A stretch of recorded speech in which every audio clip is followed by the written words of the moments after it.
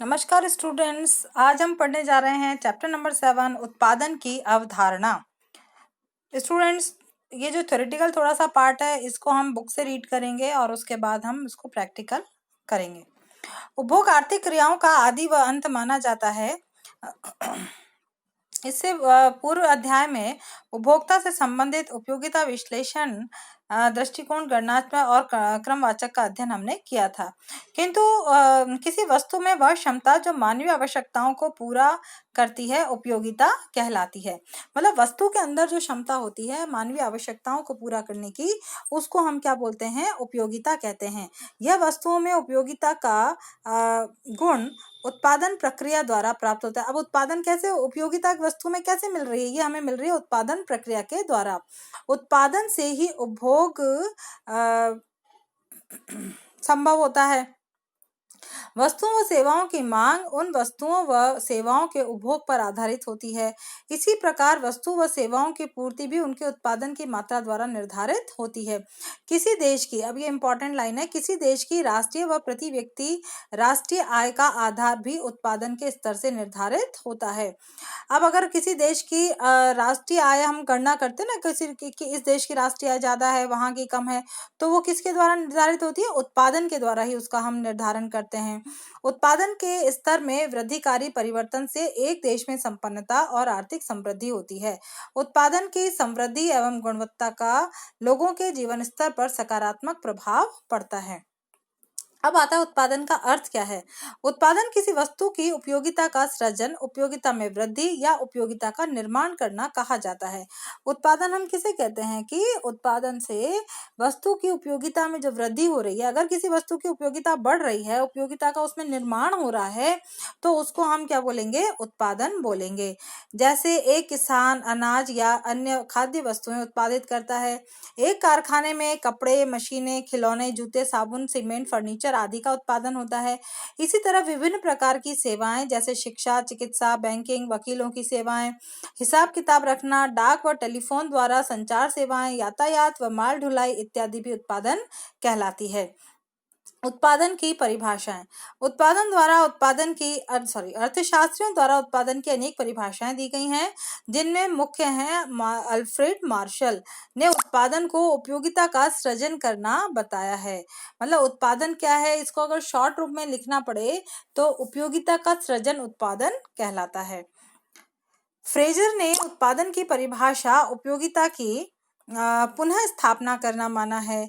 इसी तरह मेयर्स ने संकुचित अर्थ में उत्पादन को आदान प्रदान हेतु वस्तुओं व सेवाओं के रूप में परिणाम देने वाली प्रक्रिया बताया है।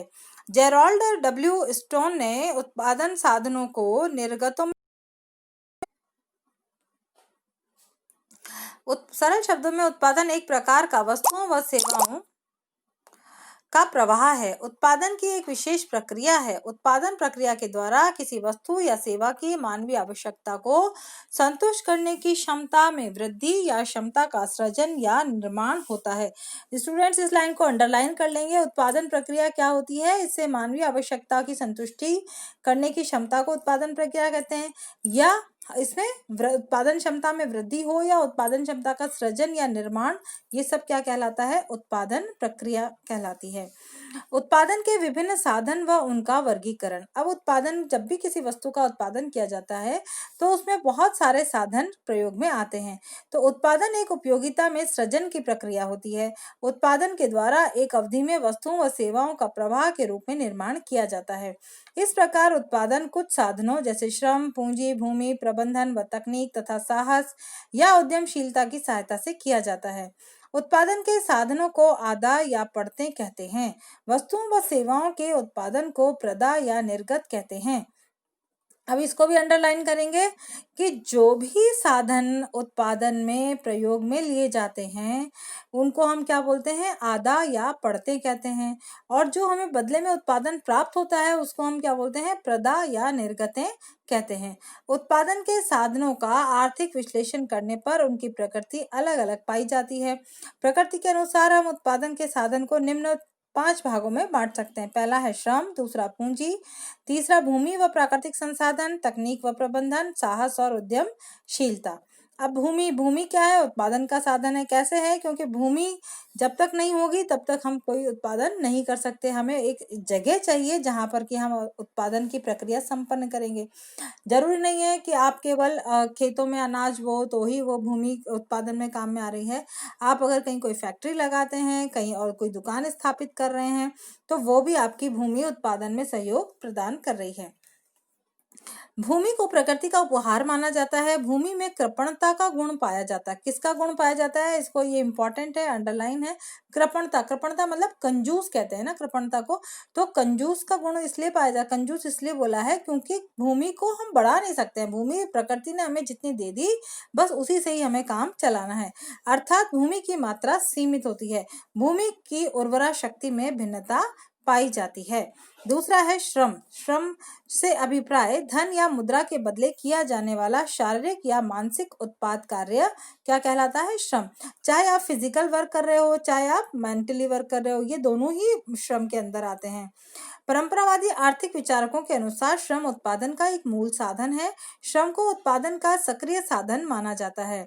श्रम अन्य साधनों, पूंजी, भूमि प्रबंधन व तकनीक इत्यादि को उत्पादन की प्रक्रिया में सक्रिय करता है। देखो, केवल जितने भी उत्पादन के 5 साधन है ना, इनमें सबसे जो सक्रिय साधन है वो कौन सा है? श्रम है। बाकी के साधन क्या है? निष्क्रिय। निष्क्रिय इसलिए बोला है क्योंकि जो भूमि है, पूंजी है और तकनीक है, ये कब काम में आएगी? जबकि श्रम इसके साथ में लगेगा।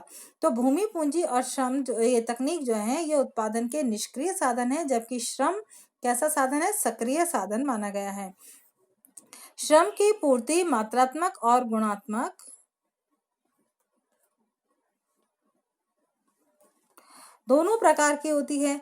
आज विश्व में पूंजी प्रबंधन व तकनीक तथा साहस या उद्यमशीलता का बहुत महत्व है। फिर भी उत्पादन कार्यों हेतु श्रम के महत्व में कमी नहीं आई है। श्रमिक उत्पादक और उपभोक्ता दोनों ही होता है, क्योंकि ये खुद ही उत्पादन करता है और उपभोग भी खुद ही करता है। इसलिए जो श्रमिक है उसको उत्पादक भी माना गया है और उपभोक्ता भी माना गया है। थर्ड पॉइंट आता है अपना पूंजी। पूंजी को उत्पादन का तीसरा महत्वपूर्ण साधन बताया जाता है। पूंजी को संकुचित अर्थ में नकद वित्त के रूप में प्रयोग होता है। आज पूंजी का आशय भिन्न प्रकार की मशीनों, यंत्रों आदि से होता है। देखो, पहले जनरली क्या होता है, पूंजी को हम क्या मानते हैं? संकुचित अर्थ में, यानी बहुत ही संक्षिप्त उसमें हम इसको क्या मानते हैं? छोटे अर्थ में केवल जो कैश हमारे पास है उसी को हम पूंजी मानते हैं। लेकिन वास्तव में पूंजी जो हमारे मशीनें हैं, यंत्र हैं, मकान है, जमीन है, ये सब हमारी क्या होती है? पूंजी होती है। नेक्स्ट है उत्पादन प्रबंधन व तकनीक। उत्पादन का एक और महत्वपूर्ण साधन प्रबंधन व तकनीक होता है। प्रबंधन व तकनीक की सहायता से उत्पादन का संगठन किया जाता है। आज उत्पादन के बड़े पैमाने पर संगठन विशेषज्ञों द्वारा किया जाता है। प्रबंधकीय पक्ष प्रबंधकों द्वारा, तकनीकी का पक्ष संगठन तकनीकी विशेषज्ञों द्वारा किया जाता है। तकनीकी विशेषज्ञों के द्वारा उत्पादन की विभिन्न वैकल्पिक तकनीकों में चुनाव किया जाता है और उसे उत्पादन प्रक्रिया में प्रयुक्त किया जाता है। इस प्रकार प्रबंध के विशेषज्ञों के द्वारा विभिन्न प्रकार के संगठन, जैसे व्यक्तिगत स्वामित्व, साझेदारी, निगम में चयन कर अनुकूलतम संगठन संरचना को अपनाया जाता है। प्रबंधन व तकनीक के द्वारा उत्पादन रखा जाता है। तो उत्पादन के अंदर प्रबंधन और तकनीक का बहुत महत्वपूर्ण स्थान होता है, क्योंकि जब भी बड़े पैमाने पर उत्पादन किया जाता है ना, तो उसमें हमारी जो ये प्रबंधन तकनीक है वो बहुत ज्यादा सहयोग प्रदान करती है, क्योंकि ये जो तकनीकी विशेषज्ञ हैं वो ही हमें ये जानकारी देते हैं कि उत्पादन में किस तरह की प्रक्रिया प्रयुक्त की जानी है, किस तरह से उत्पादन किया जाना है और इसके संगठन में किस किस को हमें शामिल करना है। ये सारी जिम्मेदारी किसकी होती है? प्रबंधन और तकनीक की होती है। ओके स्टूडेंट्स, आज के इस वीडियो में इतना ही। Thank you and have a nice day.